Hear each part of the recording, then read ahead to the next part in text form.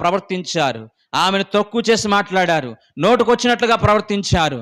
అటువంటి పరిస్థితుల్లో దేవుడు ఆమె గుండెని బాగు చేశాడు, ఆమె హృదయాన్ని బాగు చేశాడు, ఆమెకున్న గాయాలు కట్టాడు. వెంటనే ఆమె జీవితం మారిపోయింది.